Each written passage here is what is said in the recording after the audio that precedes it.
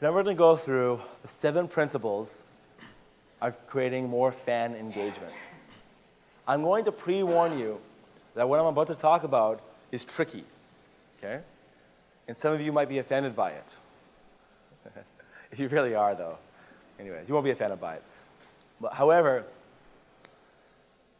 I think you're going to have fun with this. Just, I want to keep this a secret, though. You don't want to tell everybody about what we're doing here. Because if everybody does this, it's not going to be effective anymore. All right? So can we keep it within the room? All right. So the first one is to ask questions, which is obvious. But here's a catch to asking a question. It needs to be opinion-based. Opinions will create more engagement. You either want to ask people for their opinion, or you want to share your opinion within the question. Okay? If there's no opinion-based questions, you're not going to get as much engagement, I can assure you. If you just ask people for their opinions, you will see you're going to get tons of engagement. Okay? But to find questions that are already proven to get lots of engagement, what I do is I go to question and answer websites, such as Yahoo Questions. And what I'll look at is I will go into the Discover section, and in there, it'll give me a bunch of different industries, and I could choose the industry that I'm in. And I can look at questions on Yahoo Answers which have already had the most amount of answers. So I can go in there, and I took a look here in the business section, and I read the questions, and the one that has the most engagement, or one of the ones that has the most engagement, is this question here that says, in what ways do businesses distinguish themselves from others to be more successful? That sounded like a pretty good question. And it already got lots of engagement. There's 245 answers already on this question. Okay? Again, it's right now it's the second most answered question in the, I think we're in the we're in the small business section of Yahoo Answers. So I gave it a try. Okay? I was actually in a workshop doing this to prove this in a class. I don't know if anyone was in that class. Right? I copied and pasted the question on my Facebook status, and it got a ton of comments and likes. Okay? So this works because I've seen that people are already engaging with this question. You don't necessarily need to copy and paste it directly. Okay? That's usually not going to work every single time. You want to go to a question and answer site within your industry. Another really good one is called Quora.com. It's Quora. They've actually got some intelligent questions on there. You don't want to ask questions which you should know the answer to. You're asking a question about people's opinions. All right? You're asking for their opinions, not like, you know, I don't know, like, what's the best way to market yourself on Facebook? You know? It's like, well, you know. You also want to share quotes. I'm not a big fan of sharing a lot of quotes of what other people have to say. I think that you should be sharing what you have to say. But people love quotes. Okay? I noticed that on Twitter when I post quotes, everyone keeps retweeting these quotes and favoriting these quotes. People love hearing inspirational quotes. But a really cool way to do this is to do this with images. So you can actually go onto a site called Fiverr.com. It's Fiverr.com. And you can take quotes that are related to your industry, which you like, maybe get a batch of 10, find a designer on Fiverr, and for $5, you can probably get them to make you 10 images that are 403 pixels by 403 pixels, and then when you share your quote, it's an actual image. And what happens is when people like that quote, they will click the share button. Images get lots of shares. You notice that?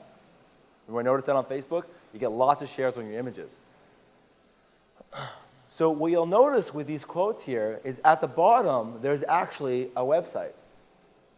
So if you like the quote, you can check it out and maybe go to the website. There's one here too. And here's another one from Unbounce. Well, this is actually a quote by the guy who does the marketing at Unbounce. That's his quote. And I think this is a very clearly displayed saying, you love this quote, you should check out Unbounce. Because it's very relevant to what Unbounce does, which is about helping you create landing pages for your promotions and for your offers. Unbounce is a software that I use and I recommend. So getting something done like this, where perhaps you use a single template every time, you get one background made, right? And all the footers and all that are always the same. You're always using the same fonts, but always sharing different quotes. You create a photo album on your Facebook page, And then every time you have a new quote you want to share, upload it to your photo album and then share it. And then when people will open up that quote, what's going to happen when you open up a photo on Facebook is you click, and then you see the next quote, and then you click, and you see the next quote. And they'll keep clicking. Anyone ever done that before? You open up one photo, all of a sudden you notice you're clicking there, right? And that way they can see more quotes that you posted on your wall, right?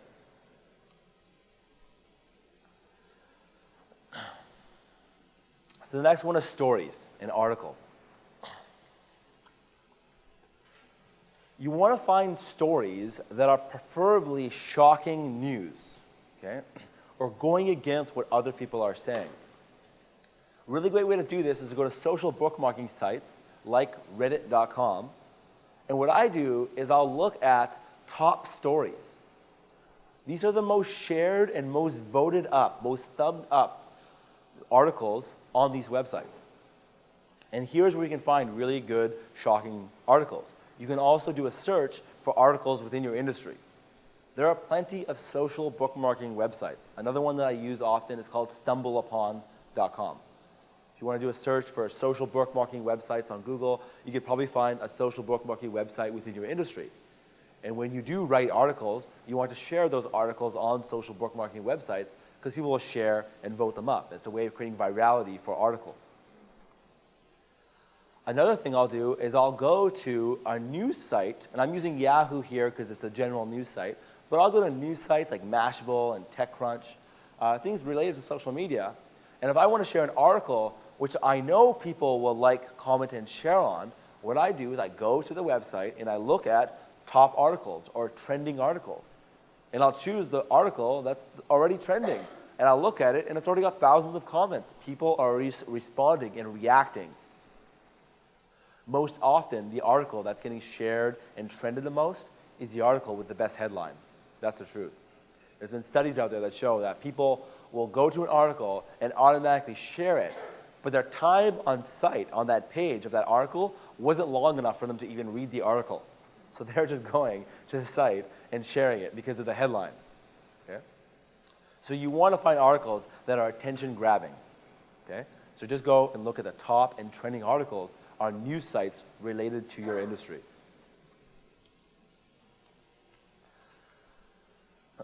So here's TechCrunch. They got trending articles over here. Another site that I find that has the best headlines in the industry is businessinsider.com. If you're in business, go to Business Insider. I assure you that they will beat out everybody's headlines. They are all about headlines. Almost always when I share an article, especially when I share an article on Twitter from Business Insider, it's always getting retweeted and commented on. The next one is to share videos. Oftentimes, if we have a question? Yeah. When you're sharing these shocking things, do you ever put your opinion, or do you always? Great question. So the question is, when you share these articles and these shocking stories, do you ever put your opinion? Always. Always. Thank you for bringing that up. Don't ever just share a link without saying why you're sharing it. Okay? If you want to get engagement, you've got to say, I'm sharing this article because, what do you think of this article? What do you think of the story? Do you believe what they're saying? Ask for the opinion. You just want to share your opinion. I believe that in every post. You just want to share your opinion or ask your users for their opinion. Okay? So always, don't ever just share a link and don't say anything. It's probably not going to get lots of shares and stuff. So, yeah, we have another question? Quick question. If you find a picture or video or a post on somebody else's Facebook page, do you share it from their page, or do you save it, throw it into your pictures, and then bring it and load it as a photo to yourself? Because then that stops being tagged from the other person in one way. Yeah. So the question is, if you see somebody else on Facebook, right, post maybe a good article or a photo, and it's not even their photo or article, right? Maybe they just found it on the web somewhere. Should you click share on their article and then share it to your network, or should you copy the link or copy the photo and then upload it onto your fan page? You're probably better off to go and copy it and upload it on your fan page, but you don't want to do it to the point where you're just copying somebody else all the time, right? I've had it sometimes where I shared a photo you know, one of the fan pages, and then the photo that after I shared it, it got like 20 shares, right? And I noticed, I later looked at the original photo, and I noticed that because I had shared, I generated the most amount of shares for that photo. And I was like, damn it, I should have just uploaded it myself. Because what happens is, when they share that photo, everyone sees, it shows right in the newsfeed, it shows right in the newsfeed where that photo came from. And then if people like that kind of content, they're going to go to that fan page. Especially if they click on that photo. Another little trick, actually, I just recently learned at the Traffic and Conversion Summit, is one guy, what he would do is he would upload on his wall these images with a special, with his promotion. And it wouldn't be a time-based promotion. It would just be like, here's a promotion I have, something I have to offer. So then when you are sharing those photos, people open it up and they click on it, and they click to the next one, and all of a sudden they see a promotion, right? So you keep that in mind, that when you do share that photo, it creates that virality, somebody will click on it, and then they'll click again, and they'll click again, right? So if you have all your wall photos or this photo album you created, so it is a good idea, yes, that sometimes you can copy it and then put it on your page. Because most photos that people are sharing on their fan pages aren't proprietary. They found them on the web somewhere, and you can just go and find them too. But don't get to the point where you're like copying somebody else's content. I just think it's a little bit unethical. But it's good to also share other people's stuff too. Okay? So it's really just use your own judgment for it. So videos are great. People love quick, short videos. When you share a video, there's a link preview under the video that will actually show the time of the video, how long the video is. Okay? If you do want to share a longer video, I found that shared in the evenings, people will watch it, more likely to watch it if it's a longer video. During the day, they want quick, funny little things. I was doing ones where during about lunchtime, when I knew people were eating or they were tired from work, I would show like the funny viral video of the day. You know, I was doing that for a little while on my Twitter. We got a question in the back. Yes, when you talk about sharing videos, is it better to upload it to Facebook or YouTube? Okay. Go ahead. So the question was, when you share a video, should you upload it onto Facebook or should you share a link to it? I believe that copyright law, you can't go and download a video from YouTube and then upload it onto your Facebook page, especially if it's your business page. I believe that by law, I'm not a lawyer, I believe you're not allowed to do that. Okay? I believe that people will not be happy about that. So in that case, I would just take a YouTube link and share it. You do get edge rank by sharing videos uploaded onto Facebook. Okay? If you are a video producer, I've directed some videos and produced videos. All the videos that I produce, I also uploaded them onto my profile page as well. And then I share the videos through there as well. When somebody watches a video when that's uploaded onto Facebook, once the video is over, a share button will appear. And they can share it with their friends automatically from there. So there's benefits to doing that as well. But in most cases, you're not going to want to take the time to go and take a video and upload it and all that kind of stuff, especially if it's already on YouTube. Just take the link and share it.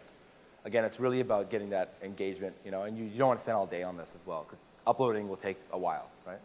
We had another question in the back? I think you partially answered it. The question was, what if it's your own content? There's no copyright issues at that point. Yeah, if it's your own content, I would recommend uploading it onto Facebook, as well as uploading it onto YouTube. And maybe you could share it twice. Share it in one day, share it next week on YouTube.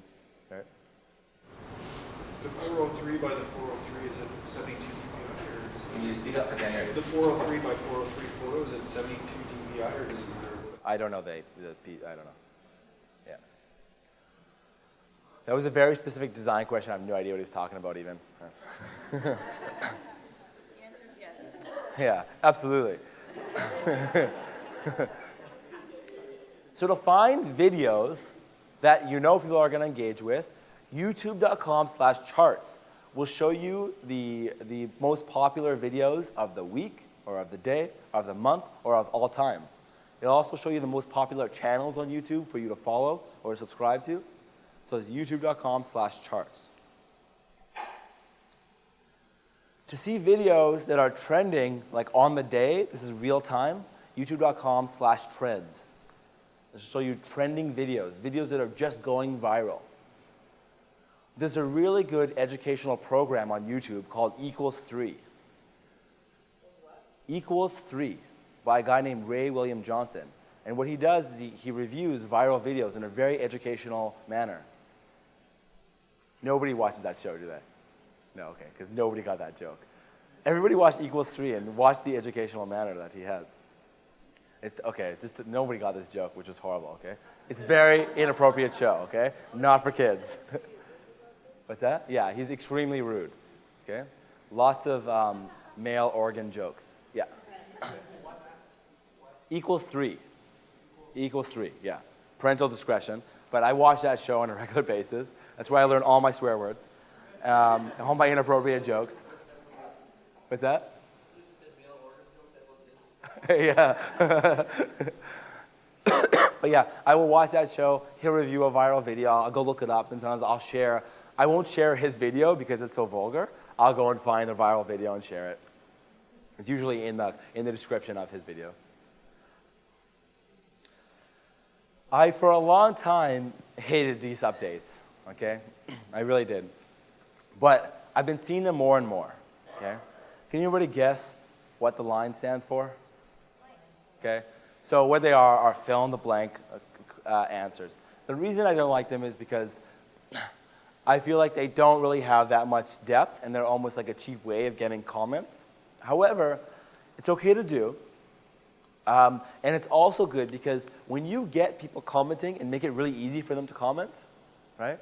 You make it really easy for them to give you a quick answer, you actually build more affiliation.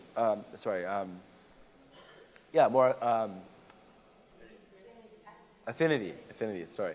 You build more affinity with those fans. So the more fans that you have commenting and liking, the more likely that the next time that you make a post, they're going to see it as well. Because Facebook's going to say, well, I commented on the last post, they must love this one too. So this is a quick and easy way to make it really easy for people to leave you a quick comment. Okay? So here are just some examples that I've seen people do. Right? So they'll have, this is quite more of a long-tailed question. This one here is on the condescending corporate brand page. Everyone should follow that page. So they're making fun of, the thing was a year, right? Happy New, and then the answer was year, right? Like it was so easy to answer. No, okay, it's not that funny? Okay. Anyways, I thought it was pretty funny. Yeah, okay. All right. Don't overuse the fill-in-the-blank questions. All right? Do it once in a while. I don't want to see everyone overusing that. Can we share it to tell people where we learned it from? Yes. Be like, you can make it even a fill-in-the-blank. They're like, what the hell are you talking about? I learned fill-in-the-blank questions from. I'm like, what the fuck? I'll do a fill-in-the-blank question on my fan page. Like, at the Facebook for Brands, I learned blank. I'm totally going to do that on Monday. And you better comment. Okay. All right, so now photo captions. It's great to upload a great photo. What you can do is there's actually a site, they're actually clients of mine. If you go to kindlys.com, Kindlys is spelled kind, Kindles. When you go to Kindlys, they have a spot there for the most popular photos on the web. They're the most shared and talked about photos available on the web. You could take a photo and then you could ask if it's related to your industry or maybe it's just a cute monkey. You can ask your network to caption the photo.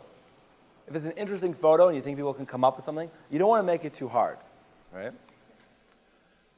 Right? So you can just caption, especially if it's something funny. I find animals doing funny things often work really, really well. Another one is for you to take a photo and then caption it in the image. It'll get lots of comments and shares. This one, I saw this, it got lots of shares on Facebook. Who does remember these shoes? Yeah. I was like, this has got to come back in style. I would totally wear them right now. And the last one is when you take a photo, maybe you're taking a photo with your mobile device, and then when you're sharing it in the caption that you put in there. Okay, so when you share a photo, don't ever just share a photo and be like, I'm at Oprah, right? That's not necessarily going to get lots of engagement. Instead is, I shared my opinion about what I learned at Oprah, right? So I took a photo, the photo that I just took, or it's my photo, right? And I'm not even like putting the caption in the image. I'm just saying that when you share a photo, caption your photos with something besides, here's what I'm doing. Because I talked already about creating a reality show within your own personal life, and that's what your social media is about. My personal profile on my Facebook is my reality show. So I'm just sharing what I'm up to, what I'm doing. So, one second. And so the same thing on your business is you can just share what your business is up to on a regular basis. Just keep people updated on what you're doing. And photos is a great way to do that. So when you take a photo, explain what it is you're doing, or share your opinion. Share what you learned that day. Something that's going to create value as opposed to just saying, this is what I'm doing. It's like all about me. Anybody care? Nobody cares. Okay? So think about it. What I always do before I post something, before I hit post, I will think, what is the response I'm going to get? I want to predetermine the response I'm going to get. Okay? I was one time going to post something. My iPhone stopped working for just a few moments in time. And so I went to the Apple store to go and see if I can get it fixed. And then it turned out that I had to go and buy a new iPhone, but they were going to give me a really good deal because Apple's great. They're going to give me a really good deal, and I would get a brand new iPhone, but I had to pay, I think it was like $150 or something. And I remember thinking about what would make me switch? What would make me go from an iPhone to an Android? And I said, probably nothing. But I said, I was really trying to determine what would make me switch. So I decided to ask Facebook, and I said, what do you hate about your phone? What's the thing you hate about your phone the most? And I was thinking to myself, it was like, battery life might make me switch. If I could just have a phone that I never have to charge, would be great, right? And maybe, I don't know, I don't really know what else would really get me to switch. Yeah. So I was about to post this question on Facebook. What do you hate most about your phone? And I realized before I posted it, what would my response probably be? Okay? It would probably be a bashing contest on why people either hate Androids or why they hate Blackberries or why they hate iPhones, and people would start fighting about which phone was better, right? So then I added at the end of that, before I hit post, I added at the end, I said no bashing other people's phones, you can only bash your own phone. And I actually got some good feedback about what people don't like about their phones. And it's still unanimous, iPhone is the better phone. All right? Sorry, I remember somebody had their hand up. Who had their hand up? And I said I'd get back. Oh, yeah, sorry. When you are sharing photos from the internet, do you have to worry about copyrights and stuff like that? I don't know. Like on the legal perspective of when you share a photo, do you have to worry about copyrights? I don't really know. I see people sharing photos that they don't have copyright for all the time on Facebook. So I really don't know the real answer to that. Yeah. The last one is promotions. This is the most important one. I cannot stress this enough. You need to promote your products and services on your personal profile and on your fan page on a regular basis, a minimum of once a month. I recommend every 2 weeks. And the reason is, I'm telling you, and if you think about this, you probably agree. I don't know what the hell most of the people on my Facebook do for a living. Because they never talk about it. They don't ever promote it. If you just promote and just say, I've got this product or this service offering, okay, whether they take you up on it or not, you're going to remind them what it is you do. So the purpose of the promotion status update is not necessarily to make the sale. It's just so people know what you do, what you have to offer. That's it. When I post, and I'm posting a promotion, I don't expect to actually make a sale. I oftentimes will make a sale because I will structure my promotion in a great way. But if it doesn't make a sale, I'm not upset about it. I'm doing it on purpose. I want people to remember I've got workshops to offer, I've got consulting packages to offer. There's certain things that I'm selling. They just got to know about it. What happens is, especially when you do this on your personal profile, your friends on your profile are probably not your ideal customers. But when you promote something and you say, here's who it's for, I actually want to go to this one first. The formula that I use is, here's what I got, here's what it's going to do for you, here's what's in it for you, and here's what I want you to do next. So when you do this and you explain, here's what I got, and here's what it's going to do for you, you're going to talk about who it's for, right? And people will be able to refer business to you. I get a ton of referrals through my friends on Facebook, right? And I'm not even asking people I actually don't think I've ever asked people, can you send me referrals? Can you send me referrals? I just tell people what it is that I do. I remind people what it is that I have to offer on a regular basis. You can't just do it once in a while. Okay? You need that repetitiveness. Remember, not everyone's going to see every post anyways, right? So on your fan page, I would recommend doing this every 2 weeks. Have a promotion. Okay? It's different from doing a complete campaign promotion. We're going to talk about how to structure a great promotion. We're going to do that in the afternoon today. We're going to go through my entire system on creating a promotion. But this promotion is just quickly like, here's what I have to offer. If anyone's interested, get it today. And whether or not they take it or not doesn't matter. Yeah. Is that just a post that you put in your Yeah, it's a status update. This is one of your promotions. Just as a post you're going to make. Yes, you have a question. Can I ask you about the third point, as far as the call to action goes? You said that you don't ask for referrals, but what is an example of what I want you to do next as a call to action text? Well, here's a product. So, for example, Anthony is a business coach, right? So your promotion will be like, you know what? I'm going to do a 4-person workshop, and what it's going to do for you is going to help you get clarity on your business plan for your quarter.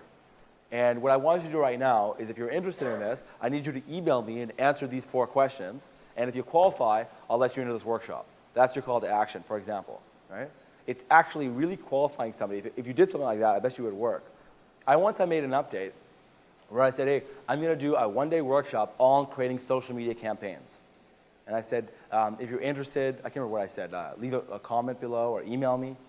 Anybody remember? You were there, Josette. Do you remember what I said? Yeah, I did some kind of a promotion, and I posted it, and with that one post, sorry, I posted it on my personal profile, and then I posted it on my fan page. I posted the exact same thing on my fan page, and we ended up selling out that workshop. There was 12 people there. It was a low cost where it was like $147. We were at the Four Seasons, but it was just this promotion just saying, hey, I've got this little thing, and I was just curious to see if anybody would take me up on it. So it wasn't a link to go and buy it right away. It was like, you got to contact me, right? Because I didn't even know if it would work, but it ended up working. Does that make sense? Is that more clarity? So you're making a promotion, and you don't have to even have a sales page ready or anything like that. The thing is just say, this is what I got to offer. That's it. And offer it for sale, right? Just to remind people what it is that you do. When you create a promotion, typically it's going to be one of 2 things or both. It's either going to be you've got something new happening or you've got something at a discount. Okay? You don't have to use the word discount, but the word discounted actually creates a lot of attention on your promotions. So I'm doing this thing, it's discounted. If you're interested, contact me. I've got this thing, it's all new, and if you want, you come and check it out. Okay? Most promotions are either going to be new or discounted. We're going to talk more, again, in this afternoon, more ways of how to structure your promotions and what kind of elements are in your promotion. But typically you want to use, in every one of these posts you make, is it something new that's coming out? And remember, new is not like all new. You know what I'm talking about? You know when they make the new bacon cheddar cheeseburger, and what was new is they added real cheddar cheese? You know what I'm talking about? It's a new burger, right? It's not a new burger. So if you look at any McDonald's advertisement, I love it. They have the new bacon wrap, right? Which is their chicken wrap with bacon, right? So it's not necessarily something new, but it's got a new thing to it. You're in a new location maybe, or you know, you're going to do it new because it's smaller or it's bigger or whatever it might be.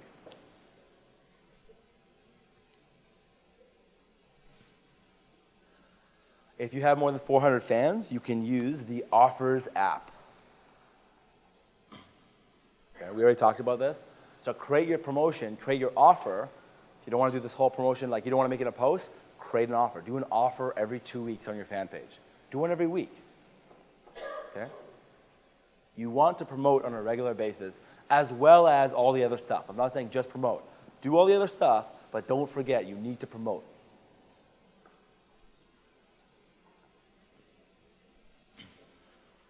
So what we're going to do now, we're going to do a little exercise by creating our content calendar. My recommendation, at minimum, for what you want to do, and I want you to try this, okay, for just 1 month. Just do this for 30 days. Try it, do it for 1 month. If you really want to go at it, do it for 2 months. This is not going to take you a lot of time, and it's going to prove the model, prove or disapprove the model of you using Facebook to generate goodwill and trust with your prospects and then be able to generate sales at the end of the month. You don't want to start with sales. You want to start with this goodwill and trust, which is creating this content. Okay? So I'm recommending you choose 3 days a week. This is the minimum that you want to do. 3 days of the week. Okay? I recommend Monday to Thursday is my recommendation. Just choose 3 of those days. And I want you to just make 1 post in each one of those days. And I want you to choose a time and try different times. So I'm going to do Monday at 11 a.m. I'm going to do Tuesday at 3 p.m. And then I'm going to do Thursday at 8 p.m. Okay? Just 3 posts. Try different times. So in a month, that's going to be 12 posts that you have to create by using the 7 principles that I just showed you. So if you just created even just 2 of each of those, you're going to have 14 posts. So you can throw in a promotion on Wednesday. Right? So on Monday, you make a post about an article you read. On Tuesday, it's a photo that you saw. On Wednesday, it's a promotion. On Thursday, it's fill in the blank. Right? Yeah. Right? So if you just did 2 of each, that's all you need. And that's why, remember yesterday I told you that I think I have a formula for you to manage your Facebook on 2 hours a month. I think that this, if you really took a long time to do it, would take you 2 hours. And I think that it wouldn't take you 2 hours. I think once you get good at it, you're going to do this in like an hour. And I think that if you were to sit there and schedule instead of 12, but do 24 posts and do it for 2 months, I think that because you're sitting there, you're in one session, I think you're gonna be very productive. You get all done in maybe a couple hours, maybe 3 hours. You get 2 months done. It's still, you have to go and monitor your page. People will be commenting and that sort of thing. But I showed you yesterday how to turn the notification on, so that way when someone does comment on your fan page, you'll know about it because you'll be on Facebook and you can go and respond. So make sure you are responding in a timely manner. We have a question from Monica. We're getting all these notes, right? I don't have to write this. You should write it down, but you will get my slides, yeah. Well, we're going to create your content calendar right now, so you should write this down, yeah. What's that? A good question. What's too much? So what's too much posting? I think that what would be too much is you're posting too frequently in a short period of time. Okay? If you posted every day at 11, 3, and 8, I don't even, that would be borderline too much. I wouldn't say it's too much. I would say that you're getting almost too much. I wouldn't go more than that, all right? If you did that 3 posts a day, 5 days a week, for example, you're borderline too much. But I would still say, if you've got the content and it's good, because you're not just posting for the sake of posting, but if you're posting good content, like Gino's a realtor, if he's posting really good, relevant real estate content, and people who like his page are going to be into real estate. They're going to want to see the content in the newsfeed, so it's not going to bother them. Right? So as long as you keep it relevant, right? One thing is you want to make it entertaining, a little bit entertaining. You want some education, but you need some entertainment in there as well. So it's okay to kind of go in and find that funny video and kind of be like, hey, here's your funny lunch video, check it out. Leave a comment if you love it. Something like that. So we're going to take a 10 minutes right now. This is not a break. I don't want anyone to get up and go to the bathroom right now. This is not a break. We're going to take 10 minutes right now, and I'm going to watch you. No one's allowed to go to the bathroom right now. Okay? I like how one person just ran out. Okay? No, I'm serious. Do not get up right now. Okay. Thank you. Okay. Okay, we're going to take 10 minutes. I want you to schedule your month. Choose what you're going to post, okay, 1 of the 7, on what day and at what time. I just want you to do at least 12. If you've got extra time, do 24. Do the whole month. Say on Monday, I'm going to post a question. Tuesday, I'm going to do a quote. Plan it out right now. All right? We got 10 minutes. You don't have to find the question you're going to ask. Just find what you will go out and find. Okay? We're not actually finding the article right now, but you know that you're going to need an article for Monday morning if that's what you want to do. And then what time you're going to post it at.